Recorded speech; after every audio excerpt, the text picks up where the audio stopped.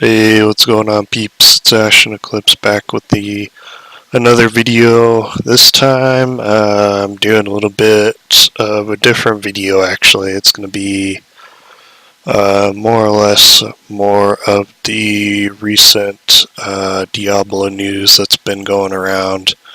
I figured you guys appreciate if I informed you on the different happenings that are going on at the moment. So I'll go ahead and start with the first thing as far as news goes, which is the brand new Mouth Deals bargain event. What it is it's basically a promo for Malthael being added into Heroes of the Storm. But what it is in Heroes of the Storm, you just need to play 15 games with a friend and versus AI, quick match, ranked, or unranked draft as heroes from the Diablo universe. This is the important part. You have to play as Diablo characters in Heroes of the Storm to actually progress this event. And then once the bargain is struck and the task is complete, you'll receive the following rewards. And Heroes of the Storm, you'll get the Leoric's Phantom mount, which is this pretty cool looking horse here. I'm sure with the horse too, there's probably different color variations of it, but I think this one here does look pretty cool with how they kind of color matched it more or less.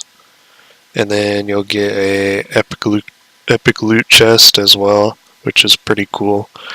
Loot chests in Heroes of the Storm basically just give you various different either cosmetic items or they can even be characters. I did do a few videos of just opening loot boxes after they implemented that patch for Heroes of the Storm, if you guys want to check it out. And those videos will also be in a playlist so you guys can find them easily. And then the Diablo 3 PC rewards is actually just one item, but it's the Ghost Kerrigan wings. The asterisk there means I'm sure it's subject to a name change if they decide to change the name, but the Ghost Kerrigan wings, in my opinion, look really pretty awesome. Granted, they are just a reskin of the Kerrigan Blade Wings that you can get from getting the deluxe version of Heart of the Swarm for StarCraft 2. But the reskin, in my opinion, they just did a really good job with the different colors they chose, and for the tips too, I like how they colored them in a way that it kind of it gives them a glowing kind of effect to them, so it's pretty cool. Definitely going to be working on getting those and the other rewards that come with finishing the event.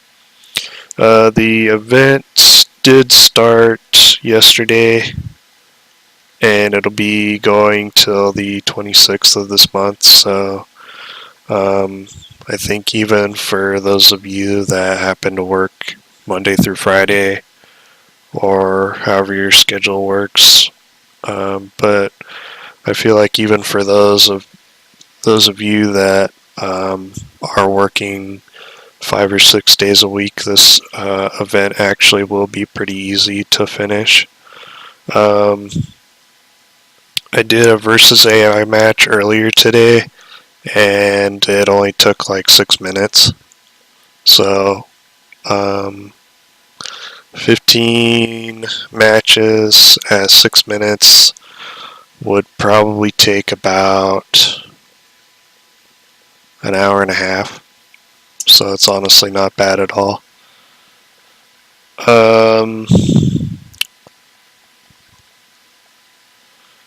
And then says here, while the Ghost Kerrigan wing or Ghost Kerrigan wings, yeah, can be unlocked by completing quests in Heroes of the Storm starting next week, they will be unavailable for use in Diablo 3 until patch 2.6 is released in your region. So you can finish the event early for the wings, you just won't get them and be able to use them until the next major patch for Diablo is released. So that's that. You'll just be kind of completing the event early, which honestly isn't necessarily a bad thing at all. Because that way you'll just have it out of the way. And then we're gonna move on to the next piece of news, which is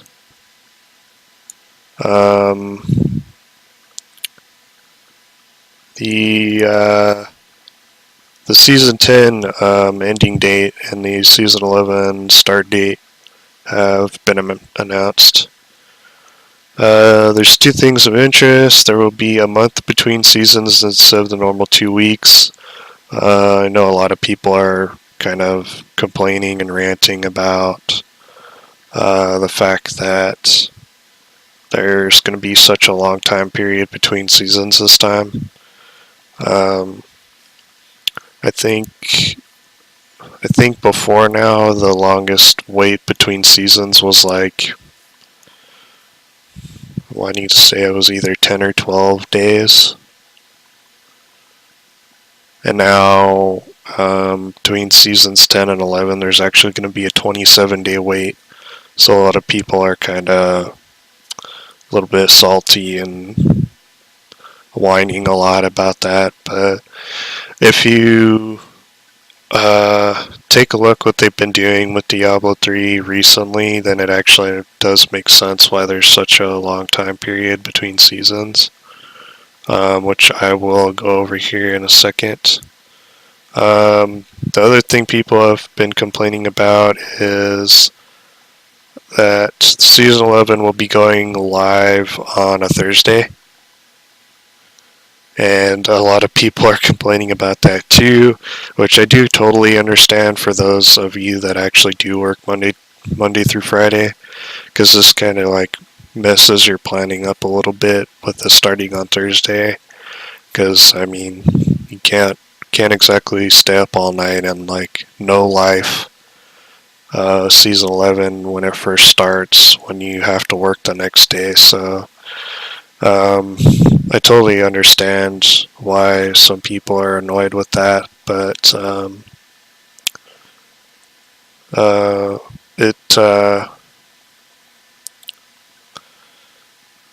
I believe the reason they decided to go with a Thursday instead of a Friday like they had with previous seasons is they want to kind of give themselves an extra day to see if there's any kind of critical issues once Season 11 does go live, because if there's any game-breaking issues, then they'll definitely have to stop the season where it's at and then kind of fix whatever the issues are and then restart it. So with that in mind, it does make sense why they're doing a Thursday this time. But you could also argue that since there's going to be a 27-day break between the two seasons, the fact that they would need an extra day is kind of silly, but I imagine with 27 days they'll probably be able to get things pretty well ironed out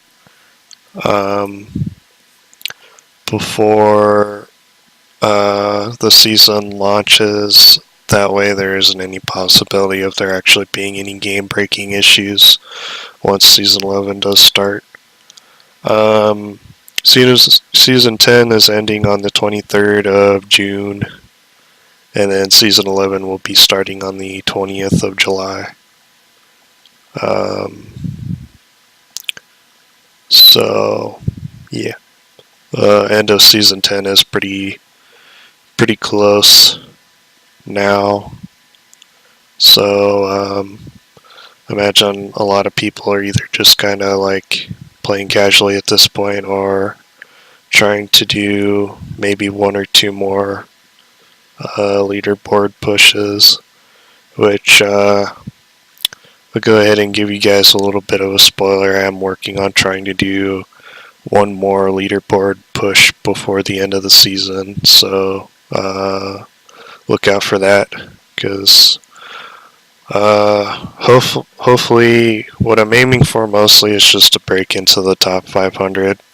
I'm not going to try to do anything like super crazy other than just get top 500, and I'll most likely be trying to do an 84. So I don't know when I'll actually decide to try to do that video, but just keep an eye out for it is basically all I can say.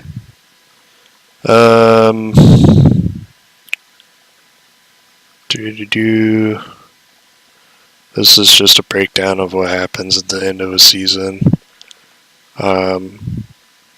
Apparently a lot of people still don't know that at the end of a season, your character does get transferred over to non-seasonal. So I guess there's actually a lot of people still freaking out, thinking they're just gonna completely lose lose their character rather at the end of the season, and it's never worked that way. So that's that. Gonna go ahead and move on to the next piece of news, which is that there is Necromancer and PTR content to the build tool. This is basically just a build that allows you to create various different Necromancer builds without necessarily needing to opt into the beta test for the Necromancer. You can just use Diablo fans site here and just play around with builds and see what looks good and what doesn't. So this is a pretty neat tool in my opinion, because lets you play around with some things that are in development without necessarily having to fire the game up. So, and like I said, this is on the Diablo fans site, www.diablofans.com. So I do recommend you guys going ahead and checking the site out for yourselves, using this Necromancer build tool if you want, and this is honestly a good place to keep up with Diablo news as well.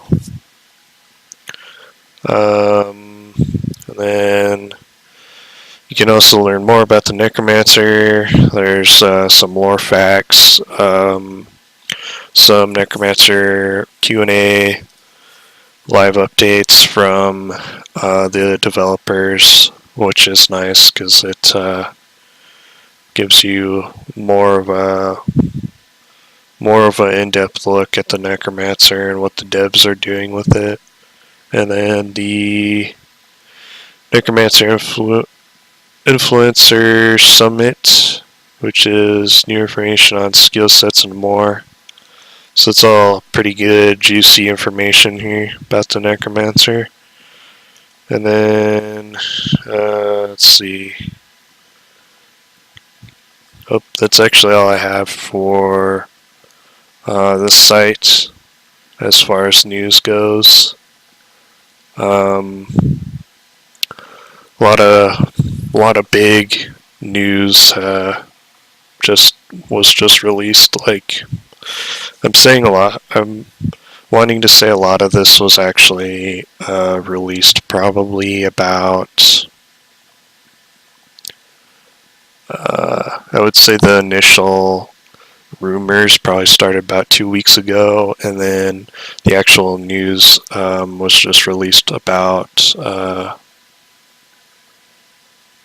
the actual news was just released about a week ago. So, but figured I would do a video for you guys, just going over the news and what's going on and all that good stuff. And then the next part of the news is actually something pretty huge, which is more or less it's more or less a confirmation that Blizzard is working on something pretty big, which is that they have 12 job positions open for Diablo. These are all Diablo job positions that are open at the moment. And some people have speculated that it might be that they're just rebuilding their Diablo department because they may have lost people or let people go for one reason or another or something along those lines. And I seriously doubt it, just because of the sheer number of positions that are open. 12 positions is just insane for them to be hiring just because they let people go. They would have had to let go probably like half of their department, if not more. And I don't think that's feasible in the slightest. So, the other thing people have been thinking this means is they're hiring they're hiring for more positions for new Diablo 3 content. But if you look back at how sporadic and spread out new content has been for Diablo 3, and then you kind of like follow the trend, I really seriously doubt that they're doing this this giant hiring process just to bring more new content for Diablo 3. Especially when you consider how far the Diablo 3 player base in general has declined over time. I just don't think I don't think that's a feasible reason for why they would be hiring for this many positions either. So what I am thinking is the reason they're hiring for this many positions is actually for something much bigger, which I want to say is an entirely new Diablo game, which would be Diablo 4 or whatever they decide to name it. But I do believe that they're hiring for an entirely new Diablo game. And if we go into, let's check technical artist here. All things Diablo. You also work well in an environment of peers who are passionate about Diablo, have basic knowledge of animation, enjoy making great games, killing demons, and getting loot. So this is clear. These positions that are open for hire are clearly for a Diablo-based game. And let's see here. It's just checking if there's any more key points here. And the other thing is they actually are requiring a cover letter, which is interesting. Because I didn't think there was many companies that were still having people do cover letters when they did applications, so that's pretty interesting. Cover letter, why you're interested in working at Blizzard and what games you're currently playing. So it's basically kind of a little bit of a background about yourself is what they're wanting to know, more or less. Honestly, with with these positionings that are opening up, I actually would consider putting in an application or two for these positions, but I already know for a fact that I do not have anywhere close to enough experience, and the um, the college degree that I have as well really doesn't even lean toward any of these positionings or any of these any of these positions that are opening up. So um, for the most part, me trying to apply for these positions would just be kind of a waste of time. That in there in Irvine or however you pronounce that, which I believe is in California. So there's no way I would be able to commute to California for a job since I'm an entire state away. Especially since I don't have any sort of personal transportation, so it's just not a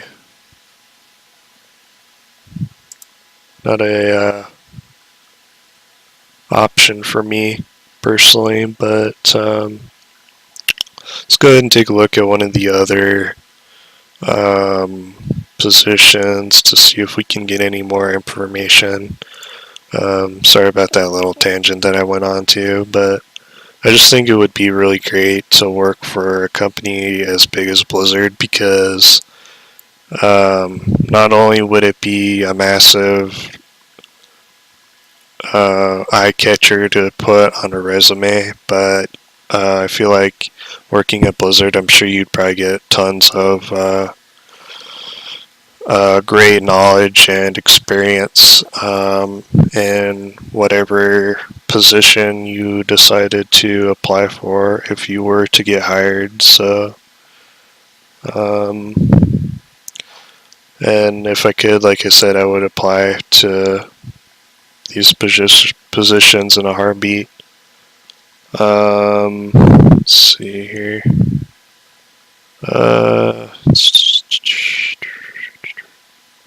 I'm just kind of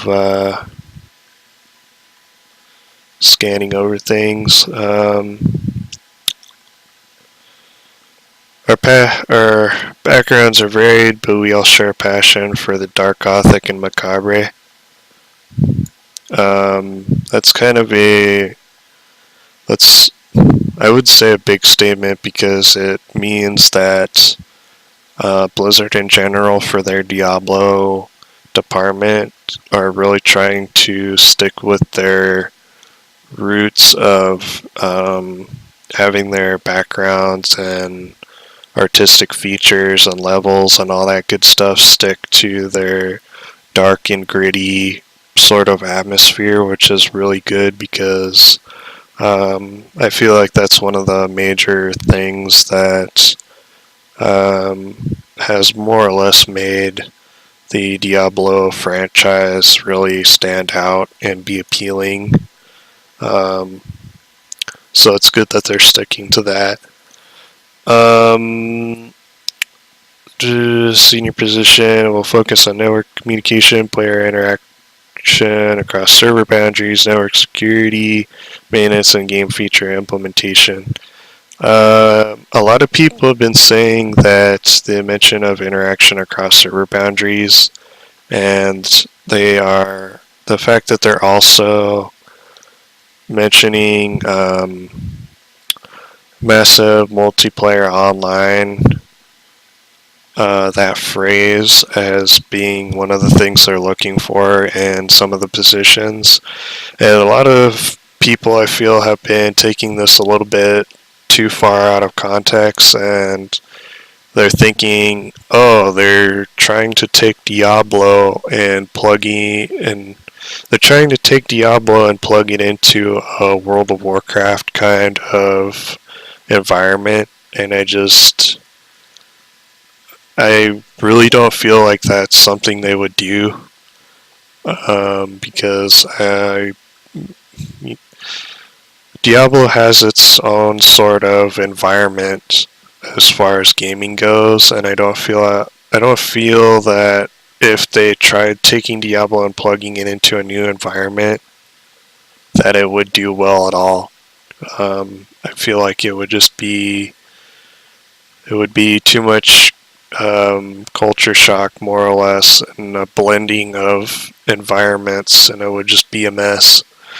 Um, that's why the fabled rumors way back in the day of them making a StarCraft MMORPG never actually came to be because as a company they more or less felt like it wouldn't make sense, so they just scrapped the idea entirely. So I feel like with their new Diablo game, whether it's called Diablo 4 or like I said, whatever they decide to name it, I feel like they're going to stick to their classic sort of environment, the just classic Diablo environment, where it has a very specific kind of playstyle and art styles and level design and things like that. So, and the other thing to remember too is with MMO, with the term MMO, just because it's massively multiplayer online, does not mean it's going to be an MMORPG. That's you can't take one part of a term and just assume that the other part is going to be plopped on the end. Like it just you, there's just a lot of assumptions going on that I feel like are just they're warranted because I can understand why people would be concerned with them trying to mix Diablo into, like I said, the World of Warcraft environment. But I honestly don't think they would make that major of a mistake and try to do something like that. Um, so, yeah, for the most part, that's pretty much all the newest and most recent news that has popped up over the last few weeks. Like I said, I just wanted to make a quick video for you guys going over it so you can be better informed of what's happening and especially the major news like this, which is pretty huge in my opinion because it clearly points at them trying to get traction on possibly making a brand new Diablo game. So that's going to be all for me for this video, guys. I hope everyone's been having a good work week so far. I'm sure you guys are probably looking forward to the weekend by now. I can't really blame you, honestly, but yeah, just wanted to do this little Diablo news segment, more or less, and if you found it informative or helpful, feel free to leave a like or comment if I happen to miss anything, and if you're new, if you enjoyed this video or any of the other content on my channel, feel free to subscribe. Um, but yeah, that's all for now, and I will see you guys in the next video. Later.